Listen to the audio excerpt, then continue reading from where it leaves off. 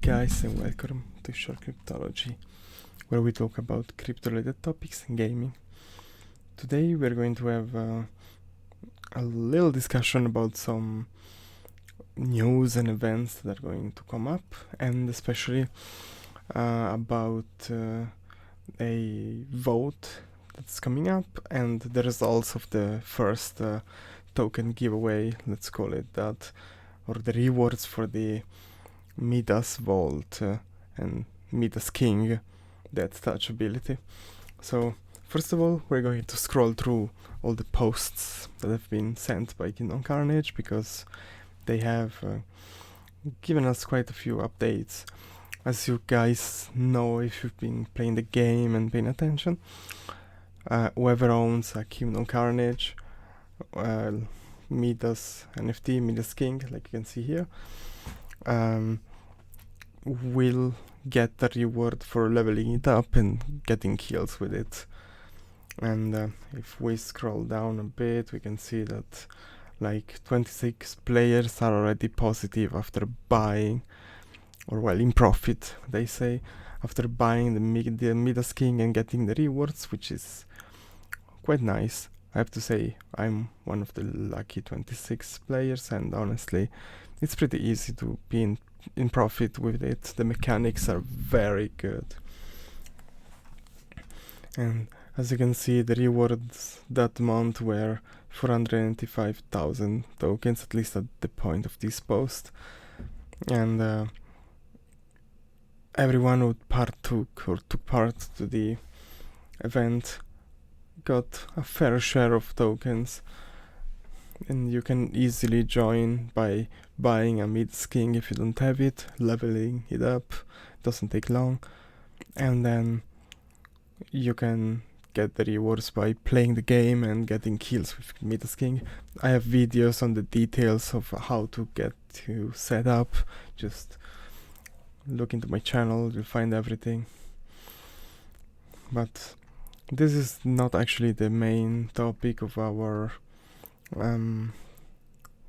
video. As you can see, there is also a voting reward, which is another thing that's going to happen. And as you can see here, like this was from a few days ago, the rewards for that one is already 620,000 tokens, and it's actually going up since. But what we care the most about is this. Oh, and of course, if you don't know how this works, the voting reward pool is for whoever is staking tokens. You're still in time. You can it's not really staking really, because you don't have to lock the tokens or anything, but whoever puts tokens in the vault will get rewards for that. And a lot of people have been joining, and there's quite a bit of tokens being locked, not being locked, but just put in the vault. And here we see the details. So in general, as previous videos of mine have said, whoever takes part in the voting will get a reward depending on the share of points they have. You can see more details on how this works in my previous videos. But right now what they're telling us is that we'll have a test run, which will actually be tomorrow or today, depending on when you watch the video. And we will be able to test the feature, the voting, and I think that the vote will actually be about something that will be taken into account. Oh yeah, we can see here. So they recently implemented a 2-draw card instead of 1 per turn, and people have been discussing on what's best and if they like it. And if you vote for these features, you'll be able to choose which one will actually be kept in the game, meaning that if like the majority of people vote for 2 cards to be drawn each turn, that's what's gonna be in the game. So these votes actually change something. It's not just for the reward. You actually get to choose how the game develops, how it grows. And this is a vote, so this is not the actual real vote. This is just a test run, as you can see here. And it will be over 2 days, 48 hours, from the 13th of June at midday, let's say. And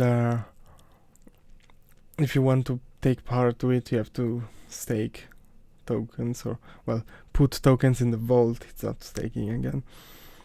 And also you have to just log in during that time and vote.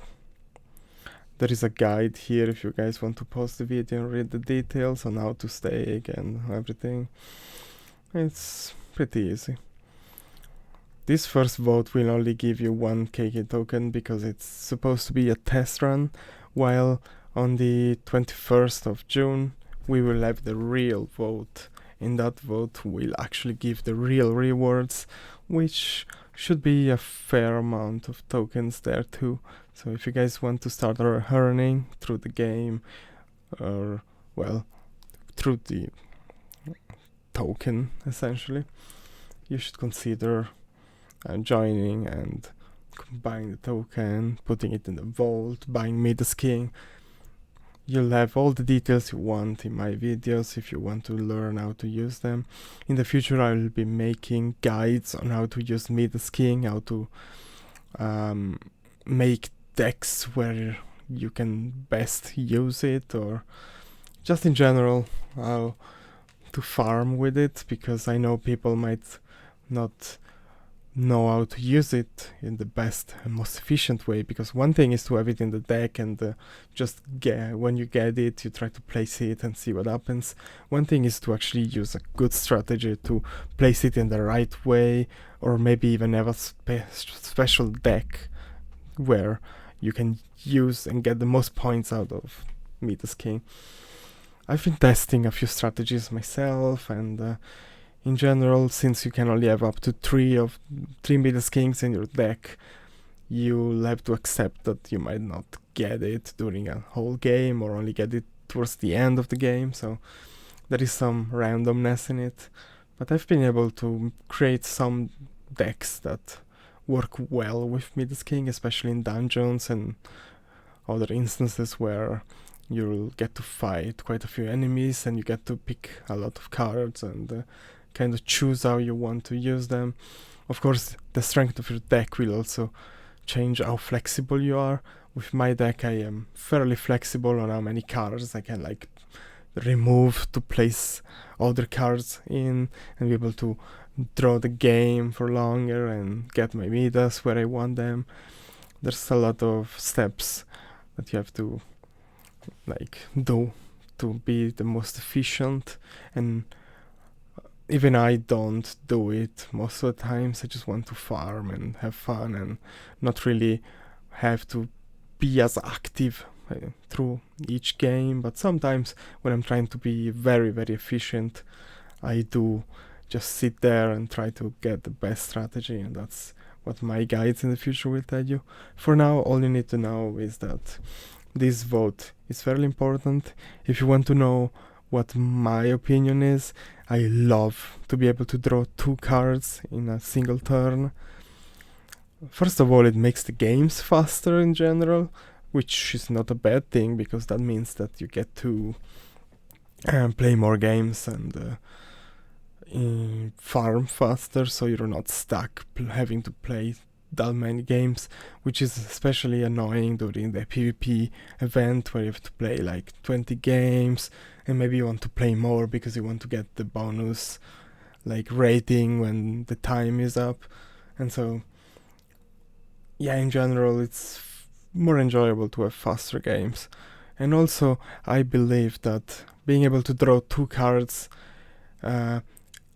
decreases the randomness of the game, because now you have choices, and choices means that the player can build a strategy better and be able to decide what's the best strategy.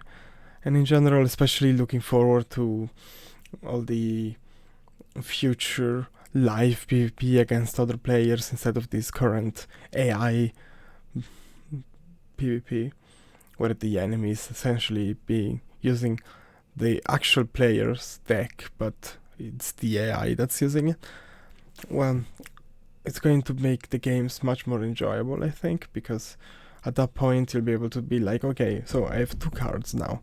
I can put them in this way or this way, while when you're just throwing 1 card, you're kind of stuck in, oh yeah, my lanes are kind of weak, I need to strengthen this lane or the other lane, so you don't have as much flexibility because you're bound to have to put cards in one lane rather than the other just because you need to have numbers there, while if you're drawing more cards, some people might even argue that 3 cards might be fun too. You get to choose and you get to be like, okay, so on this lane I want to place this in front and this in the back and stuff like that. It's especially since a lot of players actually have a lot of higher tier cards like rare and epic that require to wait for a few turns to be able to be placed. That also changes things a lot, because all of a sudden if you start only picking or drawing very, very high tier cards, you might not be able to place any for a few turns, which can be very, very annoying. I've lost games before just because I couldn't get the numbers on the field, just because I was drawing 1 card each turn and I was maybe getting a few rare cards one after the other, and I could never actually place one of them because all of them required you to wait for a few turns. And so by the time I could place cards, I didn't have room in the field anymore, or maybe just a couple, because the enemy, who was using very low tier cards, was able to place all of them and just push me and take over the whole field. So yeah, I think that if you're not sure on what to vote on, consider voting on 2 cards, because that is going to change things a lot and make everything better, I believe.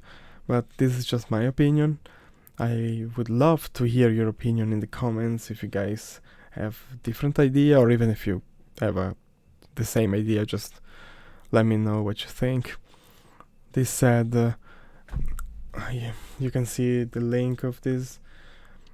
It's very simple, t.me/kkannouncement/547 if you guys want to have a clear read of this without having to pause my video or searching for the point of the video where I show a specific part of this text. Anyways, I thank you all for watching, and please let me know what you think. Have a nice day.